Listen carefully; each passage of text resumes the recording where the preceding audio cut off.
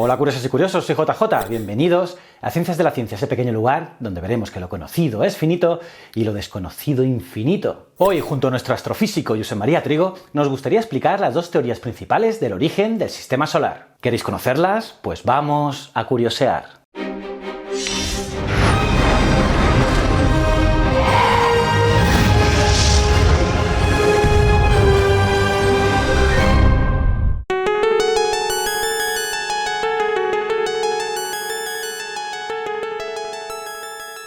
Para explicar el origen del Sistema Solar, os mostraremos los dos modelos principales que, de hecho, resultan complementarios. La formación del Sistema Solar se suele explicar con el modelo de la nebulosa caliente. Este modelo sugiere que el Sol se formó en el colapso de una nebulosa de gas.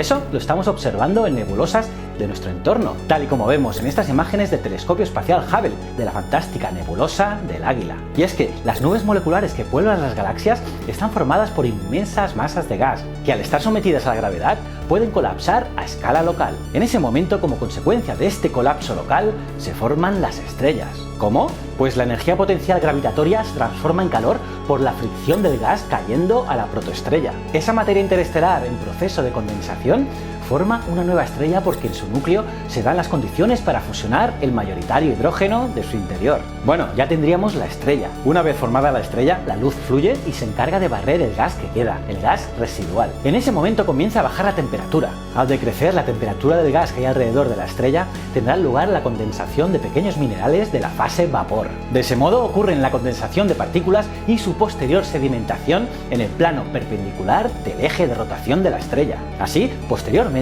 es como se fueron formando los denominados planetesimales. Esta es precisamente la teoría más comúnmente aceptada sobre la formación de los planetas, la denominada hipótesis nebular. Ella sostiene que los planetas se forman por la agregación de gas y polvo que condensan y se van uniendo para formar cuerpos cada vez más grandes, denominados planetesimales. Y es que poco a poco se van agregando partículas sólidas hasta que se van formando los planetas. La composición de estas partículas sólidas variaría en función de la temperatura y la distancia al Sol. En las primeras fases de este proceso, la temperatura dentro de esa nebulosa sería suficientemente como para que ciertos óxidos resistentes a la temperatura, los que llamamos minerales refractarios, así como también los metales y silicatos, estuviesen en fase de vapor a las distancias típicas en las que hoy en día encontramos a los planetas terrestres y el cinturón de asteroides. Y es que la condensación de tales minerales tuvo lugar hace unos 4.568 millones de años y fue fundamental. Pensar, por ejemplo, que los silicatos son el grupo de minerales de mayor abundancia en la Tierra, ya que constituyen el 92% de la corteza terrestre. Muchas de estas cosas lo sabemos por el estudio de los meteoritos. Y es que, como demuestra la datación y estudio composicional de los componentes de los meteoritos condríticos, los que son no diferenciados,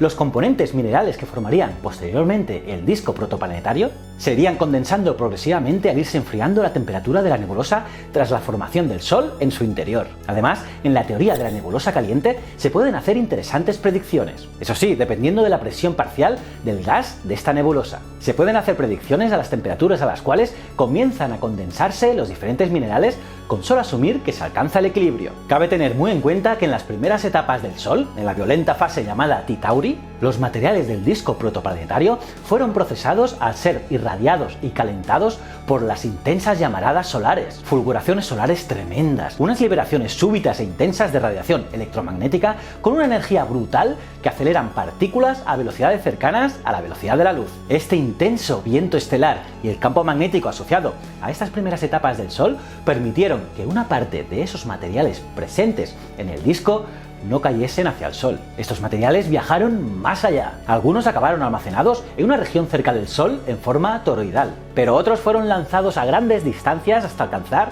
las regiones de formación de planetesimales y cometesimales, los futuros planetas y cometas del Sistema Solar.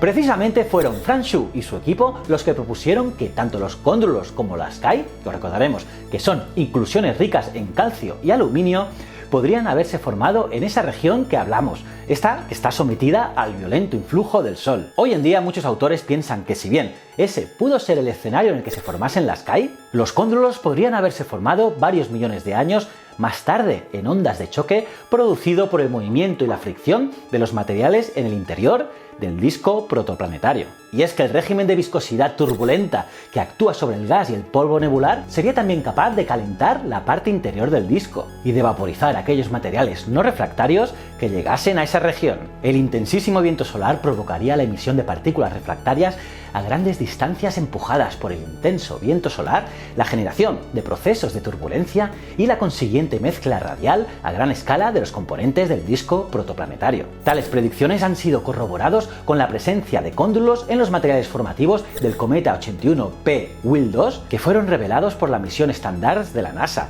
en la que participó el Dr. Trigo. Llegados a este punto, resulta adecuado dar un paso más y describir el modelo de nebulosa solar de mínima masa, la otra teoría. Pero, ¿qué sentido tiene definirlo? Pues resulta que surge de manera natural intentando responder la siguiente pregunta: ¿cuánta masa inicial se necesita invocar para que se forme nuestro sistema solar tal y como es, formado por el Sol, planetas, satélites y todos los cuerpos menores que conocemos? Pues bien, el colapso de una nube densa, la madre de nuestro Sol, podría ocurrir en una escala temporal de unos 100.000 años. La estrella, tras su nacimiento, acumularía a su alrededor una estructura en forma de disco de gas y polvo. A ese disco lo llamamos disco de acrecimiento o disco protoplanetario. Ese disco contendría los materiales que se iban condensando y que decaían por la fricción con el gas primigenio. Por ello, alimentaría la estrella, contribuyendo a su aumento de masa. En ese momento el disco era relativamente frío, pero claro, estaba sometido a la radiante evolución de su estrella central. Llegado el momento que la irradiación de la estrella barre la mayor parte del gas, los materiales se estabilizan y en el disco se desarrollan regiones en donde se acumulan los materiales, formando anillos. De tales regiones que rodeaban el Sol, pensamos que se formaron los diferentes grupos de meteoritos, los que llamamos condritas, los que conocemos en la actualidad. En este contexto, el modelo de nebulosa solar de mínima masa viene definido de la siguiente manera. Se trata de la mínima cantidad de hidrógeno y helio que cabría mezclar con polvo en abundancias solares para dar lugar a la masa exacta involucrada en la formación de planetas que conocemos en nuestro sistema solar. Obviamente es una aproximación, dado que hoy en día sabemos que el sistema solar primigenio fue mucho más masivo. Entonces, ¿a dónde fue a parar esta masa? Pues os damos una pista. Cabe recordar que hace unos 4.000 millones de años el cinturón de asteroides fue cientos de veces más masivo y poblado. Tenía cientos de millones de objetos más que en la actualidad. Imaginad, fue tan masivo que forzó la migración de Júpiter y Saturno hacia el Sol por el efecto de la marea gravitatoria de ese enorme anillo de cuerpos menores. ¡Tremendo! Tal migración ha permitido explicar y modelar la distribución de los planetas y su masa como producto de la migración y perturbación gravitatoria sobre millones de objetos que causaron el llamado Gran Bombardeo Tardío.